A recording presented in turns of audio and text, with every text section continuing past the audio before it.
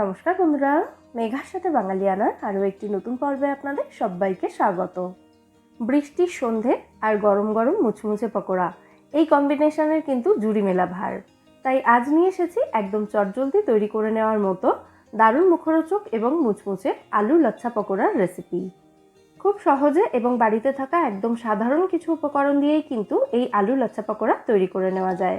তাহলে চলুন আজ এই রেসিপিটাই দেখে নেওয়া যাক। প্রথমেই দুটো মাঝারি সাইজের আলু খোসা ছাড়িয়ে আমি ভালো করে ধুয়ে রেখেছি। এই আলুগুলোর লাচ্ছা তৈরি করে নিতে হবে, মানে সিম্পলি একটা সরু মুখওয়ালা গ্রেটার দিয়ে আলুগুলোকে গ্রেট করে নিতে হবে।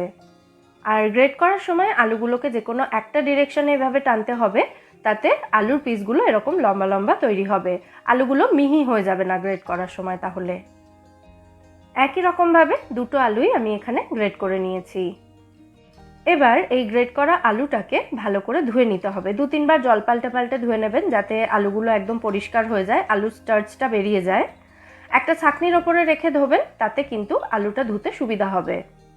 পরিষ্কার করে আলুটা ধোয়া হয়ে গেলে আলুর জলটা ভালো করে ঝরিয়ে আলুটাকে একটা বড় বাটির মধ্যে আমি নিয়ে নিয়েছি। এবার কয়েকটা কাঁচা লঙ্কা গ্রেট করে এই আলুর মধ্যে দিয়ে দিচ্ছি। যে যেমন ঝাল পছন্দ করেন কাঁচা লঙ্কাটা সেই হিসেবেই নেবেন।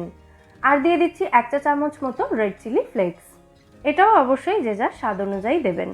স্বাদ মতো নুন দিয়ে দিচ্ছি, আর দিয়ে দিচ্ছি 1/4 চা চামচ মতো হলুদ গুঁড়ো। সাথে দিয়ে দিচ্ছি 2 টেবিল চামচ মতো চালের গুঁড়ো। চালের গুঁড়ো দেওয়া হলে পকোড়াটা বেশি মুচমুচে হবে। এবার 1 ইঞ্চ মতো এক টুকরো আদা গ্রেট করে এর মধ্যে দিয়ে দিচ্ছি। আদা দেওয়াটা কিন্তু সম্পূর্ণ অপশনাল। এবার সবশেষে এর মধ্যে দিয়ে দিচ্ছি 3 টেবিল চামচ পরিমাণে বেসন। বেসনটা প্রথমে কম পরিমাণেই দেব, তারপর মাখতে মাখতে যদি প্রয়োজন হয় আরও একটু মেশানো যাবে। সমস্ত উপকরণ হাত দিয়ে একসাথে খুব ভালো করে মিশিয়ে নিচ্ছি। এটা মাখতে মাখতে আমার মনে হয়েছিল আরও একটু বেসন প্রয়োজন, সেই জন্য আরও 1 টেবিল চামচ বেসন আমি অ্যাড করেছি। ভালো করে মিশিয়ে নিলেই কিন্তু আমাদের পকোড়ার মিক্সচার এখানে একদম রেডি। এবার পর্যাপ্ত পরিমাণে তেল ভালো করে গরম করে নিয়ে গ্যাসের ফ্লেমটা একটু কমিয়ে দিয়ে এই মিশ্রণটা তেলের মধ্যে দিয়ে পকোড়াগুলো ফ্রাই করে নিতে হবে। পকোড়ার মিশ্রণটা বানানোর পর কিন্তু সঙ্গে সঙ্গেই পকোড়াগুলো ভেজে নেওয়ার চেষ্টা করবেন, কারণ কিছুক্ষণ যদি রেখে দেওয়া হয় তাহলে আলু জল ছাড়তে শুরু করবে, তাতে মিশ্রণটা কিন্তু একটু পাতলা হয়ে যেতে পারে। লো টু মিডিয়াম ফ্লেমে রেখে 4 থেকে 5 মিনিট সময় নিয়ে এই পকোড়াগুলো আমাদের ফ্রাই করে নিতে হবে। যেহেতু আলুটা এখানে কাঁচা অবস্থায় ব্যবহার করা হয়েছে, তাই একটু সময় নিয়ে পকোড়াগুলো ফ্রাই করতে হবে।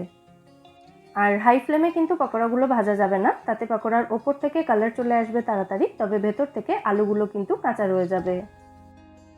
একই রকমভাবে পুরো মিশ্রণটা ব্যবহার করে বাকি সমস্ত পকোড়াগুলো ফ্রাই করে নিচ্ছি। ব্যাস, আমাদের আলু লাচ্ছা পকোড়া এখানে একদম রেডি সার্ভ করার জন্য। ওপর থেকে একটু চাট মশলা ছড়িয়ে পছন্দ মতো সস দিয়ে এটাকে সার্ভ করে দিচ্ছি। এবার একটা পকোড়া আমি একটু ভেঙে দেখিয়ে দিচ্ছি ভেতর থেকে এটার টেক্সচার কেমন হয়েছে। দেখেই আশা করি বুঝতে পারছেন আলুটা কিন্তু খুব ভালোভাবে সেদ্ধ হয়ে গেছে। বৃষ্টির সন্ধ্যেতে এরকম মুচমুচে এবং মুখরোচক আলু লাচ্ছা পকোড়া থাকলে সন্ধ্যের চায়ের আড্ডা কিন্তু একদম জমে যাবে। আর বাচ্চা থেকে বড় সকলেই কিন্তু এই পকোড়া ভীষণ পছন্দ করে খাবেন। তাহলে আপনারাও বাড়িতে তৈরি করুন এই আলু লাচ্ছা পকোড়া এবং আমায় জানাবেন এই রেসিপিটা আপনাদের কেমন লাগলো। রেসিপি যদি ভালো লেগে থাকে ভিডিওটাকে বরাবরের মতো একটা লাইক এবং শেয়ার করার অনুরোধ রইল। সাথে আমার চ্যানেলটাও সাবস্ক্রাইব করে নেবেন যদি এখনও না করে থাকেন, অথবা আপনি যদি আমার চ্যানেলে নতুন দর্শক বন্ধু হয়ে থাকেন। আর পাশে থাকা বেল আইকনটাও অবশ্যই প্রেস করে দেবেন এবং অল নোটিফিকেশন অপশনটা অন করে রাখবেন। তাতে আমি চ্যানেলে যখনই কোনো নতুন রেসিপি ভিডিও আপলোড করব তার নোটিফিকেশন সবার আগে আপনার কাছে পৌঁছে যাবে এবং আপনি কোনো ভিডিও মিস করবেন না। তাহলে আজকের মতো এখানেই বিদায় নিচ্ছি। ফিরে আসবো নতুন কোনো রেসিপি নিয়ে। সবাই সুস্থ থাকবেন, ভালো থাকবেন এবং সবাইকে খুব ভালো রাখবেন।